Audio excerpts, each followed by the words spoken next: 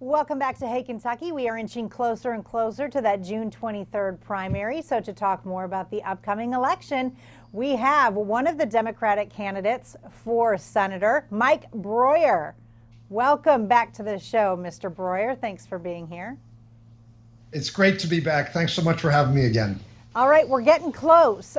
Talk about how things are feeling in your campaign. The TV ads are just now starting to hit. Talk about the reaction that you've been getting. It's good because I knew when they hit, because I started getting text messages on my phone. They started popping up. So I knew they finally started running, but things are going great. Last week was our best fundraising week ever, and it was good timing in time with the paid ads. Finally, we'll be able to start getting out and broadcast, getting some markets that we haven't been able to visit since the pandemic started. We just got through with a debate between you and your two competitors, Charles Booker and Amy McGrath. How do you feel like you did there? How do you feel like you represented yourself? Well, you're on that side of the camera, so you're used to it. But it's, when Renee Shaw hits you with those eyes, it's like a physical presence. The first time you're being questioned like that. But she was a great moderator. I thought she kept things going and gave everyone an opportunity to express themselves. I thought I felt very well. We had a great exchange about universal basic income and about a couple other things that are very important to me. So I thought it was a very, very good night for my campaign. The universal basic income, we've talked about that before. Andrew Yang has thrown his support towards you, and you had a number of other community leaders can express their support for you in the past few days as well. That was great. It's always a pleasant surprise. I was friendly with some of the people on the list, and I'd had conversations with them and had a couple of them on. I do a broadcast every night, live stream at 7 o'clock, but it was just, there were people I counted more as friends and didn't look at them as a leader, community leader, but they truly are. And seeing it in writing was kind of affirming that that I'm on the right track. One of your opponents in this primary is Charles Booker. He has gained a lot of steam recently as well, being out and talking to the protesters in Louisville and Lexington.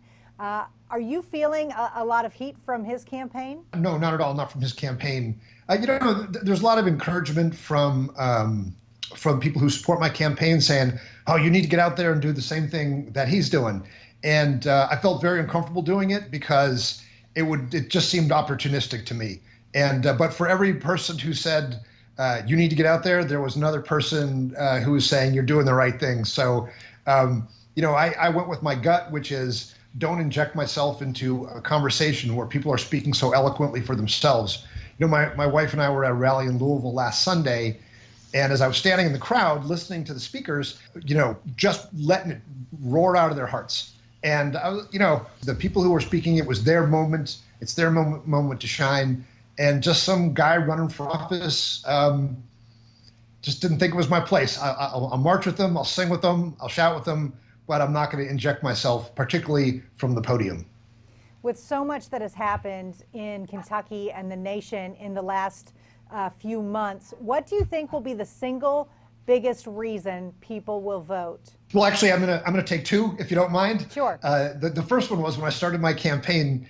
It was a call for social and economic justice, and that's what people are calling for right now. It's just much more dramatic, and they're not calling for it; they're demanding it. And the second thing is, and people used to look at me a little cockeyed when I would say this, is that my motivation for getting in really was what I saw was a slide towards authoritarianism in our top leadership in the country. And I thought that Mitch McConnell was enabling it. And again, people would kind of look at me like, okay. But now, just last week, General Jim Mattis, General Kelly, General Mike Milley, the chairman of the Joint Chiefs of Staff, has to send a message to the active force saying, your duty is to the Constitution. Guys like Mattis are saying we have an authoritarian president. So again, it's one of those things when you finally hear people that stature saying it, you realize that you were right the whole time. So my campaign is about social and economic justice, and we need to fight what is a real authoritarian bent in our federal leadership right now. Well, we're down to the last couple weeks. Mike Broihier, thank you so much for joining us. Good luck to you. We look forward to hearing from you over the next couple weeks. Sure, anytime. It's always a pleasure. All right, take care. Thank you. Much more Hey Kentucky Thank right you. after this.